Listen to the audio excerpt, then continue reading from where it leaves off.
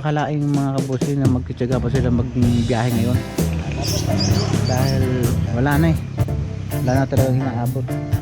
Pero isang araw mga kabusing ay nagtry akong bumili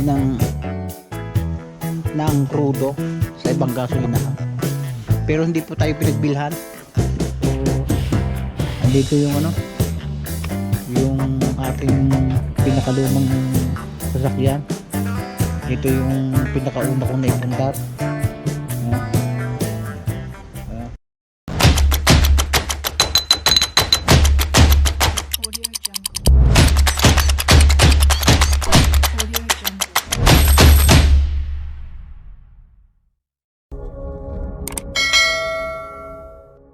Yes mga kabosing, magandang araw at siguro ay pasensya na kayo, talagang hindi ako nagre-relipag dito sa bahay.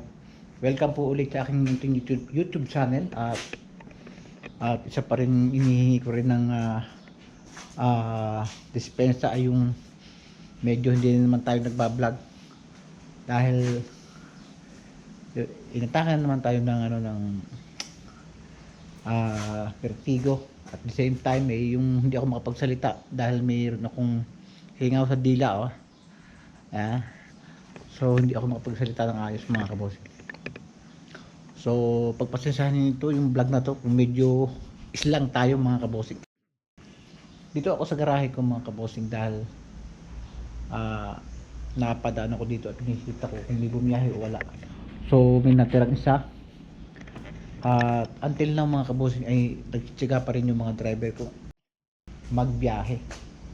So talagang naaawa rin ako. So bago ko tuloy itong vlog na to, sana po ay samahan nyo ako sa video na to kahit wala tayo sa Batangas mga kabosing. At ilang araw na akong dinalabas ng bahay. Unang-una, hindi po magandang ating pakiramdam. Pangalawa ay nagtitipid din po tayo sa mahal ng gas. So mga kabosing,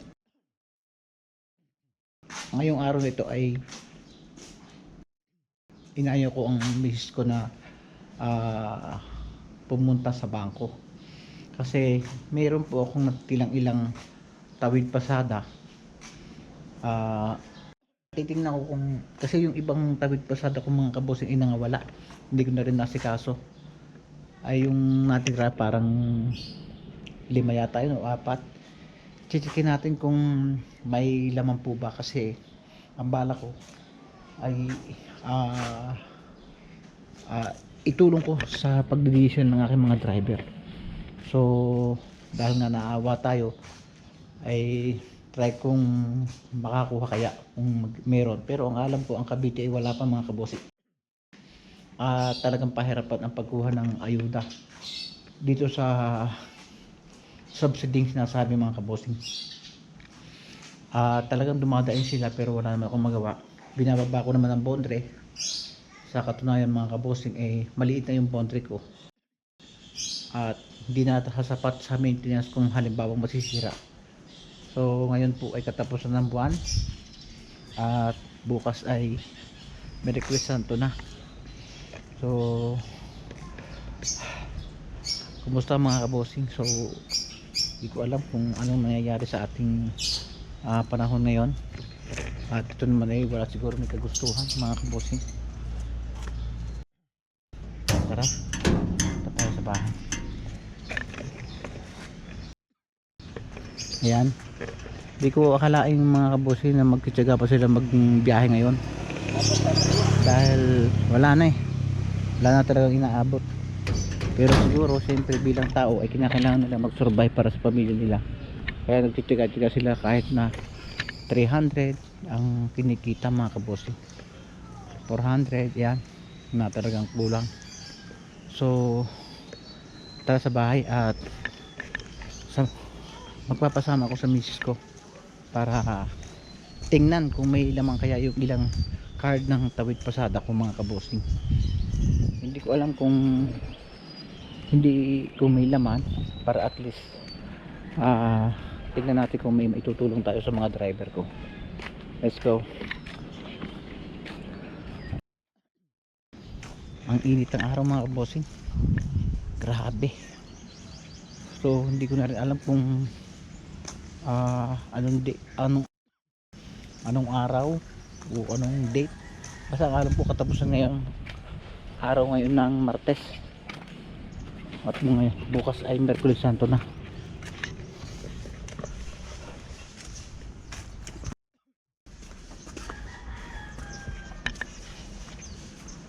So ayan, yung iba hindi na talaga nagbibiyahe. Ayan o, tumingin na sila, tumigil na sila dahil wala na talagang inaabot eh. Grabing init mga kabosing. So ang alam ko mga kabosing ay wala pa ang Radium 4A, pero magbabaka sakali tayo dahil kanina tumaas na naman yung diesel, halos nagwa 136 per liter na mga kabosing. Anong date ngayon? 31 na. Ha? March. Ayan, anong oras na? Alas 2? Ayan mga kabosing, alas 2 na pala ng hapon. Gamitin natin si Bumblebee at tingnan natin kung meron kayang laman, baka sakali tayo. Pero yung tawid pasada mga kabosing ay hindi pare-parehas, merong may laman, merong wala. Kaya ito sa palaran lang dahil nga kanina ay tumaas na naman ang krudo. So ang gagawin ko mga kabosing diyan ay hindi ko ibibigay ang pera sa kanila, bali ibabawas ko sa bondre nila kada araw dahil sa experience ko kung mga kabosing nung nakakaraan, pag ibinibigay ko yung pera ay nagagastos nila. Then minsan pagka naubos na yung laman ng tawid pasada, ayun, nagpapahinga, tuloy ng umaalis, kinukuha lang pala ang laman ng tawid pasada. So yan, kinakailangan nating maging matalino din sa mga driver dahil alam niyo na ang pera talaga ay talagang mainit sa mata ng tao pag lalo na kung nangangailangan. Yan. May sinover ka ba dyan? May? Pahingin din nga. So yan, medyo nahihilo pa rin ako, pero pag hindi ako kumikilos lalo na ako nahihilo, kaya kinakailangan at kumilos talaga. So yan, mga kabosing, hindi ko alam kung anong magiging saloobin ko at ayaw ko namang mag komento dyan dahil sa nangyayaring crisis sa petrolyo. Pero malaki talaga ang pagkukulang ng ating gobyerno dyan. Hindi tayo handa sa krisis sa produktong petrolyo. Kaya alam ko nag-announce na si Pangulong Marcos ng state of emergency energy, ba yan? Ayun, ibig sabihin nagkakaroon na ng crisis sa energy mga kabosik. At sabi nila ay baka daw tayo kapusin sa impact na produktong petrolyo, kaya maraming maapektuhan. Kaya ayan, samahan nyo ako, tara ni. Nung nakarang araw mga kabosing ay nagtry akong bumili ng crudo sa ibang gasolinahan, pero hindi po tayo pinagbilhan.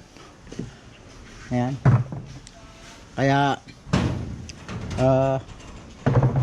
bala, useless yung yung mga container natin na itong mga container na itong mga kabosing ginamit ko nung nagkaroon din ng pagtaas ng crudo nung nakakarang panahon. So wala tayong mabilhan mga kabosing, kaya ibaba na lang natin.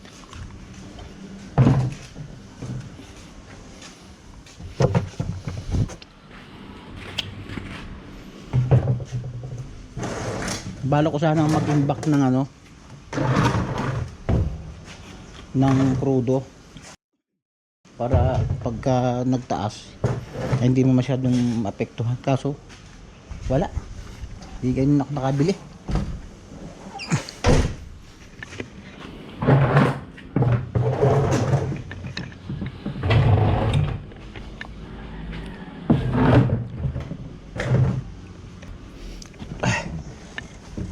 Let's go mga kabosing.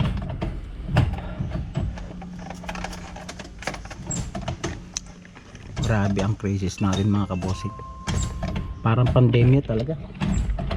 Ang pinagkaibahan lang ngayon ay nakakalabas yung tao at saka walang sakit na nakakahawa, pero wala. Ngayon lang ako nakaranas ng ganito kamahal na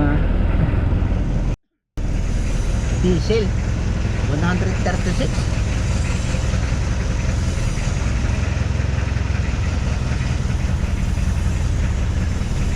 Mga kabosing, try muna tayo sa 7-Eleven, baka makaka-withdraw, makakapagpa-check dyan.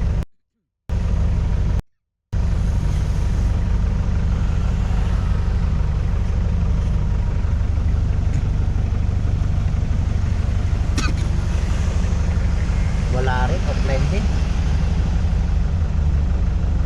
My goodness.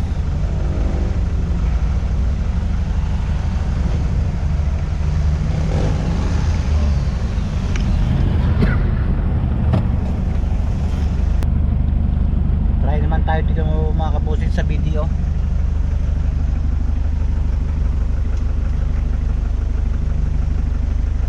Dapat sa land bank si land bank yung naglabas ng ano ng sa tabing pasada.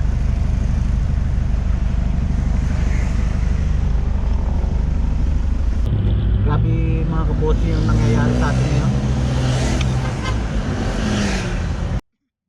Naalala ko nung magkaroon ng pandemic. Noon naman mura ang crudo. Ang problema noon, may sakit na nakakahawa, then hindi ka makalabas ng bahay. Pero ngayon nakakalabas ka nga, wala kang sakit na nakakahawa, pero niluluwa yung ATM, ayaw tanggapin. bakit yan? Dati mga kabosing, doon lang kami nagwi-withdraw sa BPI o kaya sa ano, matagal na sa land bank, 7-Eleven. Kasi yung 7-Eleven dito ay offline, ang BDO ayaw naman tanggapin, kaya punta tayo sa ano, land bank.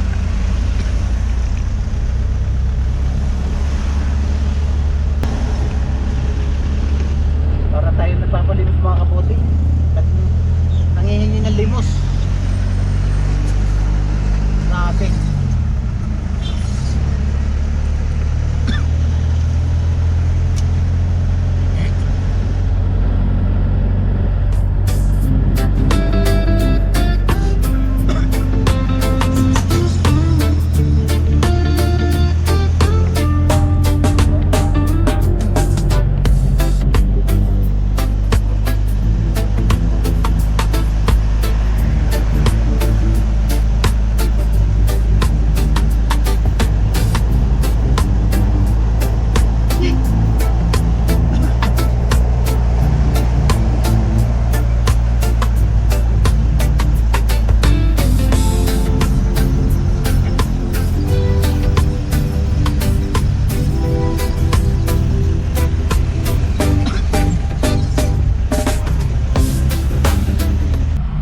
Mga kabosing, dito naman tayo sa land bank. Try natin. Hirap talaga mga kabosing, parang nangihingi tayo ng limos na hirap na hirap. Sa totoo lang mga kabosing yung ayuda niyan 5,000 kung sakaling 5,000 nga laman. Dalawang araw lang gagamitin ng mga driver rin. So kung ako ang tatanungin dyan, para meron pa silang sinasabi na driver to, sa driver yung sa DSWD, yun ang maraming makakalusot na palagi ko kahit hindi legit na driver makakalusot. Kasi makakita ka lang ng Xerox ng sasakyan at tapos may lisensya ka na, pwede ka na makakuha Ang mas maganda mga kabosing ay kung gusto na ng mabilis na proseso at talagang mapapakinabangan ng mga driver, ilagay nila sa gasolinahan yung subsidy yun. Pag prepare sila ng isang pump na lahat ay may discount sa mga pampublikong sasakyan, para doon makakuha ng discount yung mga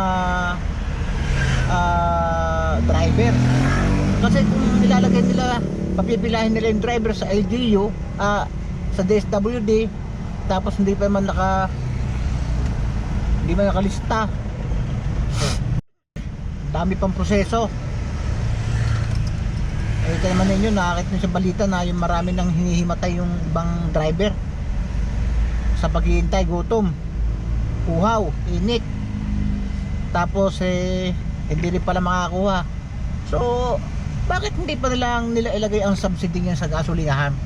Mag-prepare sila ng gasolinahan na may separate na pump, o na andun pwedeng magkrudo yung mga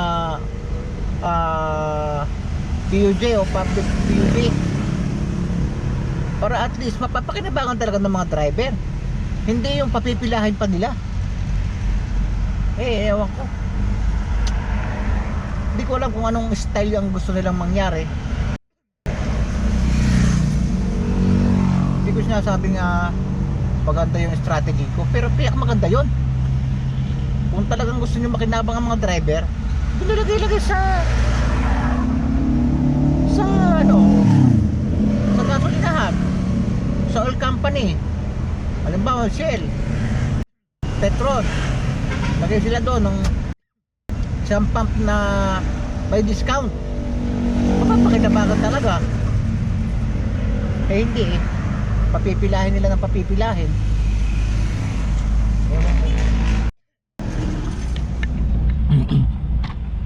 Ang totoo niyan mga kabosing, kung sa mga nababasa ko, ang naging dahilan din talagang ng pagmahal ng ating produktong petrolyo ay puro imported Kasi meron namang nagsasabi na meron naman tayong mapapagkuhanan ng langis. Kaya lang hindi nila dine-develop. So ang ibang bansa, bago magkaroon ng krisis sa produktong petrolyo, ay meron silang imbak na 90 days to 200 days bago maubos. Tayo ay 45 days lang daw Kaya lang tayo nagising nung magkaroon ng krisis. 45 days lang yung ating minimum at ubos na. Pangalawa, kung tatanungin, hindi naging maganda ang resulta ng all the regulation law. Sabi ng iba, maganda ang may all the regulation law kasi magkakaroon daw ng competition sa pagbebenta ng produktong petrolyo. Ay hindi, pataasan ba nga sila kasi nung mga kabosing, nung araw, nung mamamasada pa ako, ang ating pong mga gasolinahan ay minamanage ng ating gobyerno. So dyan ang mamomonitor ng ating government yung pagtaas ng krudo. So dumating ang punto na may nagpasok na magkaroon ng oil regulation law na makakatulong daw sa atin. Eh hindi eh. Nakakaprosesyo pa nga tingin ko eh. Kasi ginagawang asal minsan ng ilang oil company yung presyo. So meron naman tayong DOE na nag iimbestiga kung talagang iniimbestigahan nila kung tama yung pagbebenta ng presyo ng kanilang produktong petrolyo. Eh alam na yun sa gobyerno. Diba? Eh understood na yun. Huwag mo muna akong pakialaman at hindi ka mawawalan. So wala, hindi naman tayo eksperto sa mga ganyan, pero kahit tayo hindi tayo tuong magaling dyan, ay kahit pa paano nakakaintindi tayo na pinakailangan kong intindihin dahil yun ang hanap buhay kong mga kabuting. Wala ka naman magagawa dahil pa may ordinaryong tao lang naman. Kaya ewan, sila rin ang masusunod din mga kaboting. Kaya ang mga taong bayan yung nagagalit, di ba? Ngayon ang itinaas ng krudo ay lampas kalahati, halos sa 100 ang itinaas, kulang-kulang ng 100 yan, krudo. Pero ayaw naman nilang kaya ka magtaas ng krudo ng pamasahe ang mga driver. So sino pinaparusahan nila? Tapos bibigyan nila na ng mga 5,000 na subsidy. Dalawang araw lang ang gagamitin yung mga kabosing. 2 hanggang 3 araw lang ikukruduin eh.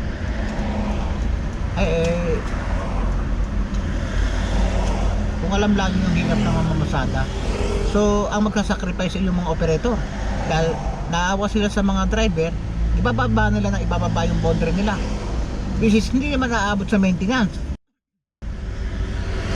di ba? Ay wala,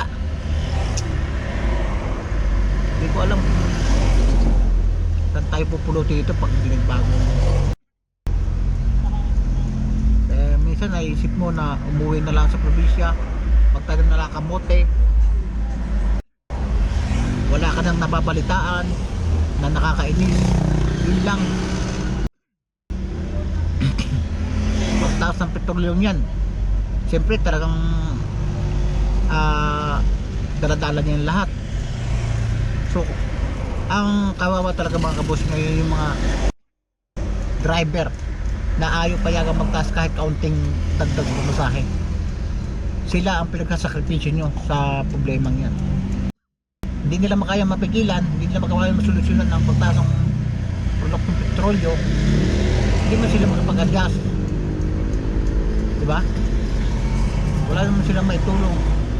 Bibigyan nila ng tulong kung kay Chairman Marbal Bebe naman ay binibigay sa mga ng loob.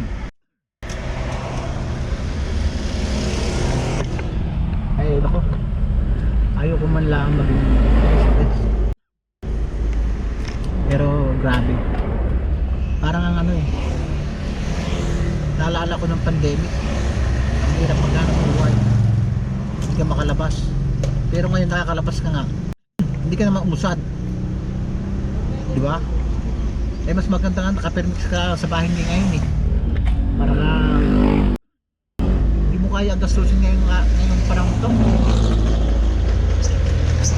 Yan, ang dami nilang maiisip na batas na hindi naman nakakatulong. Yan. So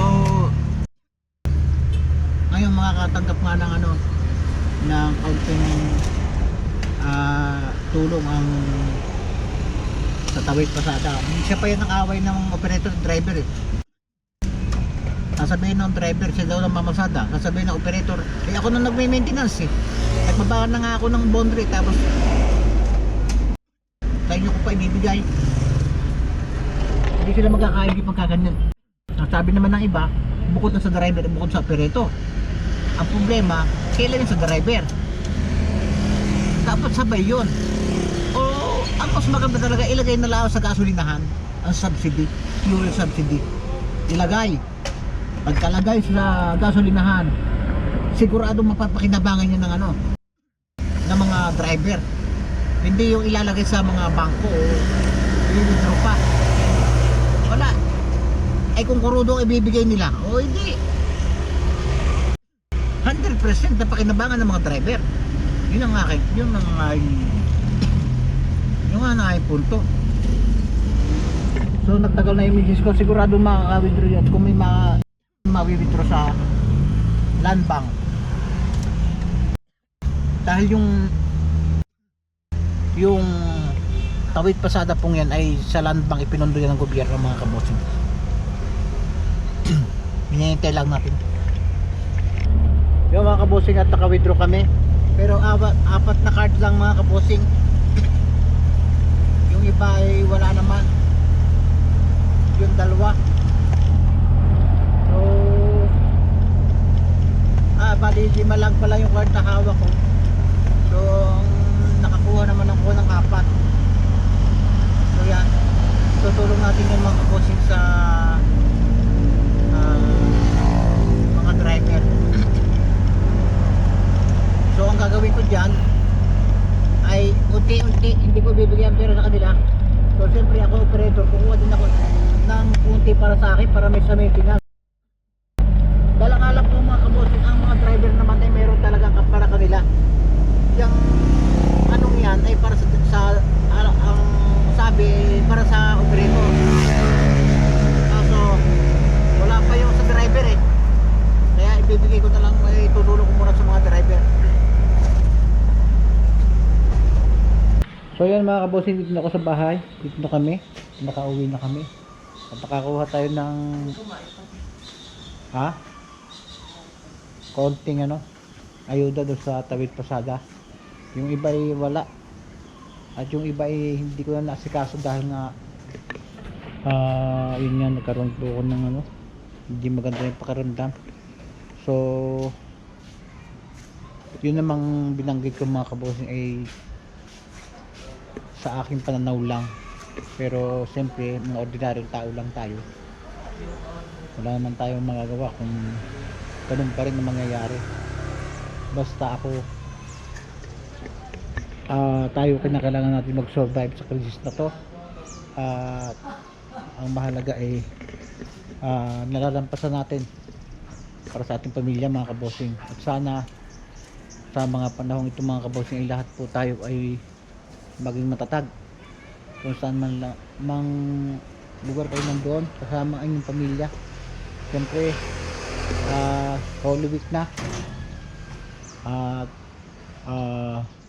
kinakailangan yung mga kasalanan natin maisip natin, maging mabuting tao na lang tayo, at kung ano man ang ginagawa ng iba na hindi maganda hayaan na natin sila, bahala na sila. So hindi ko nakahabaan itong mga kabosing itong vlog na to, dahil katulad ng sabi ko sa inyo, medyo nag-recover pa uli ako nung nasa Campanalid naman ako, at katulong ako sa pagbuhos ng right of way. Okay naman ako, kaya lang ngayon umulit na naman mga kabosing. So andito yung ating pinakalumang sasakyan. Ito yung pinakauna kong naipundar.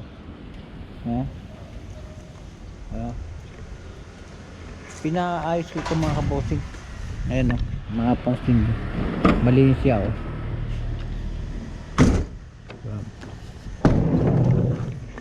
So naman lang ako ditong konti sa ilalim. So pa-check up natin bukas. At bukas ay Merkulis Santo, may binabalak kami napuntahan, at abangan na lang ninyo mga kabosing kung saan kami pupunta bukas. Ayan ang sasakyan ito mga kabosing ay model 1987 mga kabosing. Napakatanda na nito mga kabosing, pero tingnan ninyo mga pakaayos pa rin. Ang laki na ng mga pinagsamahan namin ito mga kabosing. Itong sasakyan ito.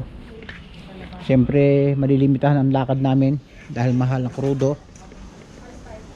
So pati yung hanap buhay ko mga kabosing medyo napektuhan dahil wala nga yung bumibili masyado ng sasakyan. Yun nga, dahil nga sa kataasan ng produktong petrol yung mga kabosing. Mas mahal pa nga ngayon ang diesel kaysa gas. Yan. Kaya medyo humina tayo ngayon. Pati yung ating mga pinapalabas na jeep ay wala rin talaga. So minsan naisip ko na umuwi na lang ng siya at doon na lang maghanap buhay. Yan. So yan, tulad na sabi ko sa inyo, ngayong Holy Week ay tayo mangiling muna mga kabosing. Yan. At stay put lang muna sa mga bahay natin. Huwag muna tayong magagala kung hindi rin lang mahalaga ang ating pupuntahan dahil kamahalan ng gastusin at mga krudo. Ayan mga kabosing. So hindi ko na rin kahahabaan itong vlog na ito. Ang mahalaga ay makapag-update ako sa inyo kahit dito ako sa Cavite. So sana po ay sinamahan niyo muli ako sa video na ito mga kabosing.